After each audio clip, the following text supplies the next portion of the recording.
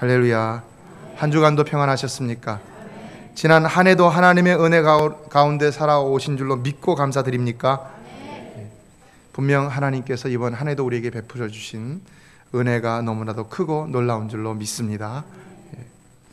교회 가운데도 지난 한 해를 돌아보면요, 관계의 위기, 재정의 위기, 건물의 위기, 건강의 위기, 영적인 위기, 눈에 보이게 보이지 않게 우리는 실로 어쩌면 심각하다 할 수 있는 위기들을 맞기도 했었지만, 그러나 하나님께서 그 모든 위기 가운데서 우리를 구원하시고 모든 것이 합력하여 선을 이룰 수 있도록 도와주셨습니다. 이것은 다 하나님이 하신 일인 줄 믿습니다. 우리가 한 일이 있다면 우리는 우리 연약함을 하나님 앞에 고백하며 오직 순종하려고 노력했다는 것일 것입니다. 그러나 그 순종함도 온전하다 할 수가 없겠죠. 그래서 다만 모든 것이 하나님의 은혜라고 고백할 수밖에 없다는 것입니다. 지난 주일에도 말씀드렸지만 하나님께서 우리에게 이렇게 은혜를 주시는 까닭은 분명히 우리 재단을 들어서 사용하시고자 하시는 목적이 있기 때문이라고 믿습니다. 하나님은 먼저 은혜를 주시고 난 이후에 그 일로 인하여서 착한 일을 행하게 하신다고 하셨죠. 먼저 우리가 무슨 공로를 행함으로 하나님이 우리에게 은혜를 주시는 것이 아니라 하나님이 먼저 은혜를 주시고 우리에게 축복을 주심으로 인하여서 우리가 사명을 감당할 수가 있다는 것입니다. 그래서 우리가 어떤 형편, 어떤 상황에서 여기에 나왔든지 간에 우리는 오늘도 하나님의 은혜를 구할 수 있는 줄로 믿습니다. 그리고 하나님은 분명히 말씀의 약속대로 우리에게 은혜 구하는 우리에게 은혜를 베풀어 주실 줄로 믿습니다. 정말 돌이켜보면요, 웬 은혜며 웬 사랑인지 모르겠습니다. 다들 어렵다고 하잖아요. 교회들도 다 어렵다고 합니다. 워싱턴 인근의 인구수가, 교포수가 줄어들었다고 하는데도 우리 교회는 줄어든 것이 없고, 재정이 다 어렵다고 하는데도 우리도 어렵죠. 그러나 우리 줄어든 건 없잖아요. 더 쓸 일이 더 많아서 그렇죠. 얼마나 놀라운 하나님의 은혜입니까? 그러므로 오늘 추수감사절을 맞아 이 은혜를 분명히 하나님께 다 감사하는 가운데 오늘 우리의 사명을 다시 확인하고 그 사명에 더욱 정진할 수 있는 복된 기회가 되시기를 주님의 이름으로 축원합니다. 오늘 본문은 감사로 예배를 드리는 자가 하나님을 영화롭게 한다라고 말씀하고 있습니다. 감사로 예배를 드리는 자, 과연 감사로 예배를 드리는 자는 어떤 자이길래 하나님께 영화롭게 할 수 있는 것인가? 저는 오늘 이것을 가지고 말씀을 살펴보며 과연 우리의 감사는 어떤 감사가 되어야 하는가에 대해서 함께 공부하며 은혜를 나누려고 합니다. 세 가지로 살펴보겠는데요. 첫 번째로 원문을 살펴보면요, 그것은 감사로 예배를 잘 준비하는 자라는 것을 알 수가 있습니다. 히브리 원문을 보면요, 여기 감사로 제사를 드리는 자라는 말의 의미는 감사로 희생 제사를 드리는 자라는 의미가 있는 것을 볼 수가 있는데요, 이 제사라는 말을 드린다는 말의 히브리어의 직접적인 의미를 문자적으로 살펴보니까요, 도륙하다, 사륙하다라는 의미가 있습니다. 도륙하다, 사륙하다. 감사함으로 짐승을 잡아 죽여서 드리는 자. 아직 드리기까지 안 했습니다. 그냥 잡아 죽이는 자, 이렇게 되어 있습니다. 자, 이게 무슨 의미가 있을까요? 물론 하나님께 구약시대에 제사를 드리는 것은 짐승을 잡는 일부터 시작이 됩니다. 그러나 여기서 더 강조하는 강조점이 있다는 것을 우리는 발견할 수 있죠. 그건 뭡니까? 예배 자체를 더 강조하는 것이겠습니까? 아니면 예배 준비를 더 강조하는 것이겠습니까? 준비를 더 강조한다는 것을 알 수가 있는 것이죠. 하나님이 기뻐하시는 예배는요, 준비부터 감사함으로 준비하여 드리는 예배라는 것입니다. 여러분 믿습니까?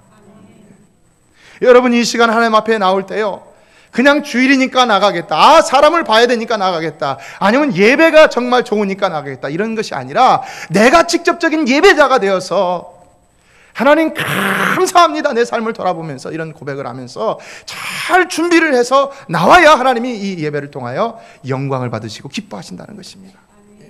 그 말은 바로 하나님이 이 예배를 통해 여러분에게 축복해 주신다는 것이죠. 그것이 바로 올바른 예배라는 것이죠. 지난 주간 우리는 예배라는 것은 번제라는 말을 통해서 태워서 올려 보내는 것이다 라고 했습니다. 우리는 예배를 통하여서 완전히 죽어서 올라가야 됩니다. 근데요, 우리가 죽어서 올라가려면요, 우리가 예배당에 나오기 전부터 죽어져야 합니다. 믿습니까? 죽어져야 됩니다. 여러분 재물이 여기 번제단에 올라서 갖고 죽지 않고 있으면 어떻게 됩니까? 아이 뜨고 하면서 바닥바닥 뛰겠죠. 그럼 재물이 되겠습니까? 안 되죠. 먼저 죽어져서 나와야 한다는 것입니다. 여러분 오늘 이 시간에 죽어져서 나왔습니까? 하나님 앞에서 여러분 자신을 제물로 드릴 준비가 되어 있습니까? 예배의 주인은 하나님이신 줄로 믿습니다. 여러분이 은혜 받으러 나오기 전에 여러분은 먼저 하나님께 영광을 돌리고자 나오고 있는 줄로 믿습니다. 그렇습니다. 예배의 주인은 하나님이십니다. 그러므로 우리는 감사함으로 예배를 준비하여 드리는 자가 될 때에 또한 하나님이 이것을 받으시고 영광스럽게 되어지시고 그로 인하여 우리에게 축복이 주신다는 사실을 기억해야 한다는 것입니다. 어느 분이 처음 신앙을 가졌을 적에 가장 큰 시험은 11조였다고 합니다. 우리도 그렇죠. 지금도 그런 분들 많이 있죠. 예수를 오래 믿었어도 그런 분들 많이 있죠. 사실 그렇잖아요. 우리가 정말 인간적으로 생각하면 수고해서 버는 건데, 많지도 않은 건데 그 적은 것에서 다시 10분의 1을 떼어내는 것이 쉬운 일입니까? 쉽지 않은 일이죠. 그래서 이분이 고민 끝에 글을 적어갖고 목사님께 익명의 편지를 드렸다고 합니다. 그랬더니 목사님이 누군지 모르니까 아예 주일 설교 시간에 답장을 주셨다는 것입니다. 근데 다 읽어주신 다음에 마지막에 이렇게 말씀을 맺으셨습니다. 억지로 하지 마십시오. 당신의 생명부터가 그분의 것인데 억지로 바치는 당신의 손길을 하나님께서는 기쁘게 받으시지 않습니다. 그럼 어떻습니까? 여기서 우리가 픽업해야 할 중요한 포인트는 뭐겠습니까? 하나님 앞에 드리는 건요, 억지로 하면 안 된다는 것입니다. 무엇이든지 간에요. 여러분이 예배를 드리는 것도요, 억지로 드리면 안 됩니다. 여러분이 하나님 앞에 예물을 드리는 것도요, 억지로 드리면 안 되는 것입니다. 억지로 드리면요. 왜요? 하나님은 억지로 드리면 안 받습니다. 고린도후서 9장 7절을 보면요, 각각 그 마음에 정한 대로 할 것이요 인색함으로나 억지로 하지 말지니 하나님은 즐겨내는 자를 사랑하시느냐라고 했습니다. 즐겨낸다는 말이 뭡니까? 많이 낸다는 것입니까? 아니죠. 무슨 말입니까? 적게 내더라도 정말 기뻐하는 마음으로, 감사한 마음으로 하나님 앞에 드리는 자를 하나님이 사랑하신다라는 것입니다. 사랑하는 자를 축복하시는 것이죠. 그렇게 되면. 그렇다면 여러분은 어떤 마음으로 예배를 드리고 있습니까? 어떤 마음으로 오늘 한 해를 돌아보며 감사의 예물을 가지고 주님 앞에 나왔다고 생각하십니까? 여러분이 만일 감사함으로 하나님께 예물을 드릴 수 없다면 그 예물을 잠시 유보하시기를 바랍니다. 그 예물은 하나님께 드려도 하나님이 받지 않으실 것이기 때문입니다. 어느 날 아침에 힌두교인 한 어머니가 두 아이를 데리고 겐지스강 뚝으로 가고 있었습니다. 그런데 이것을 어느 선교사님이 본 것입니다. 한 아이는 잘생기고 신체 건강했습니다. 근데 또 다른 아이는 장님이고 불구자였다고 합니다. 근데 이 선교사님은 그 어머니가 왜 그들을 데리고 그 강둑으로 가고 있는지를 알았습니다. 왜 갔겠습니까?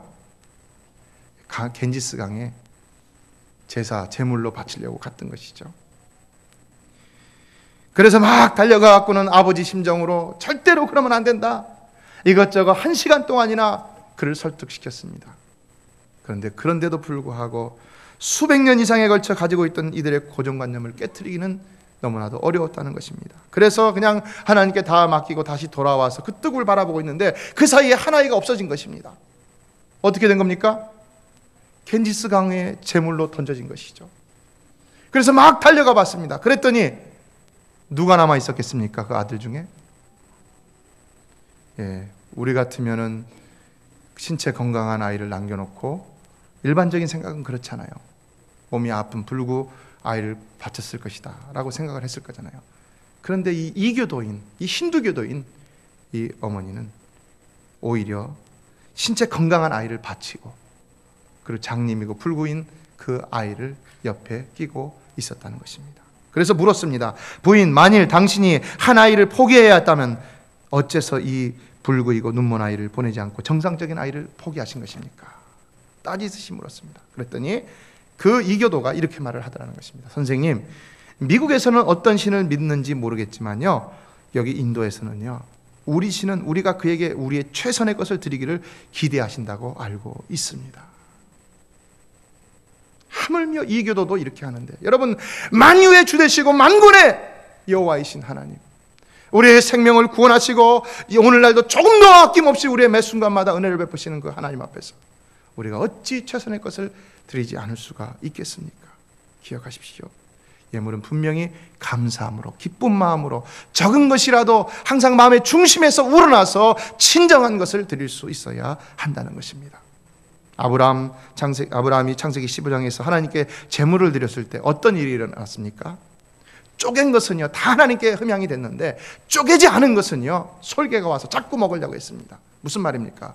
우리도 감사로 제물을 쪼개지 않으면요 자꾸 사단이 와갖고 그거를 공격하기 때문에 예물을 드리고도 시험거리가 생긴다는 것입니다. 예배를 드리고도 시험거리가 생기는 것입니다. 예배를 드리고도. 여러분은 예배 드리고 온전한 예배를 다 드리심으로 다 하나님 앞에 은혜 받아 돌아가시기만 한 여러분 되시기를 주의 이름으로 축원합니다. 우리는 예배에 성공해야 합니다. 예배에 성공해야 합니다. 두 번째, 감사로 제사를 드리는 자는 찬미의 제사를 드리는 자라는 것입니다. 찬미의 제사. 여기 감사함으로 드리는 제사에 대해서 다른 번역을 보면은 예를 들어서 유력한 그 70인경이라는 책, 헬라어로 번역된, 그리고 또 그것을 다시 라틴어로 번역한 벌게이트 성경을 보면은 이것을 찬양의 제사라고 이렇게 번역을 하고 있는 것을 볼 수 있습니다. 그러니까 여기 감사함으로 드리는 제사라는 것은 또한 찬양의 제사라는 것을 알 수가 있는 것이죠. 혹 학자들 간에는 이것이 본래 문자적으로는 희생의 제사만의 의미를 가지고 있기 때문에 찬양의 제사는 의미가 없다라고 이렇게 말하는 사람들도 있습니다. 그러나 여러분, 우리가 예수 그리스도로 인하여서 이제 더 이상 희생 제사를 드릴 필요가 없는 시대에 살고 있는 이 즈음에 우리가 드릴 제사가 과연 무엇이겠습니까? 히브리서 13장 15절에 나오죠. 이러므로 우리가 예수로 말미암아 항상 찬미의 제사를 하나님께 드리자. 이는 그 이름을 증거하는 입술의 열매니라. 오늘날 우리가 하나님 앞에 드리는 제사는 찬미의 제사인 것입니다. 찬미의 제사. 여러분이 하나님 앞에 나와 드리는 제사 찬미의 제사입니다. 그러므로 여러분이 주 앞에 나와서 찬양할 때마다요 정말 그 찬양 한 절 한 절에 한순간 한순간에 그 한마디 한마디에 최선의 신앙의 고백을 담아서 하나님 앞에 드릴 수 있어야 하는 것입니다. 왜냐하면 그것 자체가 우리가 하나님 앞에 드리는 진실한 하나님 받으시는 하나님을 영화롭게 하는 감사제가 될 수 있기 때문이라는 것입니다. 그렇다면 찬미의 제사 무엇일까? 스펄전 목사님은 이 말씀을 해석하면서 이렇게 말합니다. 찬양이야말로 최선의 제사이다. 새로워진 심령으로부터 나오는 진실하고 진심 어린 그리고 은혜로운 감사가 그러하다. 여호와의 귀에 연락되는 음악은 제단에 묶인 수소의 울음소리가 아니라 구속함을 받은 자들의 찬양이다. 무슨 말입니까? 여러분이 하나님 앞에 물질을 드리는 것보다 더 중요한 것은 무엇이라는 것입니까? 여러분의 내면에서 흘러나온 그 구원의 감격, 은혜의 감격, 진실된 마음, 진심 어린 그 헌신, 결단, 이것이 더 중요하다는 것입니다. 하나님은 바로 그것을 보시고 여러분의 손에 물질이 없어도 여러분 마음의 중심의 진심을 보시고 하나님은 영광을 받으시고 여러분을 축복해 주신다는 사실입니다. 그렇다면 우리가 이런 제사를 어떻게 드릴 수 있는가? 브라운이라는 신학자는 이 성경 구절을 해석하면서 또 이런 말을 했습니다. 감사를 아는 자들은 기도, 자기 부인, 십자가를 지는 것, 모든 경건의 연습, 예배 드리는 일 등 이러한 것들을 하나님의 은총에 대한 감사의 표라고 믿고 있다. 그러나 이러한 사람들조차도 간과하고 있는 것이 있는데 그것은 그들의 예배에 관련된 행위까지도 모두 다 사실은 하나님의 은혜라는 것이다. 여러분이 잘나서 기도하는 것이 아니고요, 여러분이 잘나서 자기 부인하는 것이 아니고요, 여러분이 잘나서 십자가 지는 것이 아니고요, 여러분이 잘나서 헌신 봉사하는 것이 아니고요, 사실은 모든 것이 다 하나님의 은혜라는 것입니다. 하나님의 은혜. 여러분, 우리가 기도하지 않다가도 어느 순간에 기도하게 되는 이유는 어디에 있는 것입니까? 우리가 정신 차리게 되는 이유는 어디 있는 것입니까?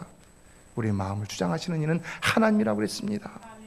다 하나님의 은혜인 줄로 믿습니다.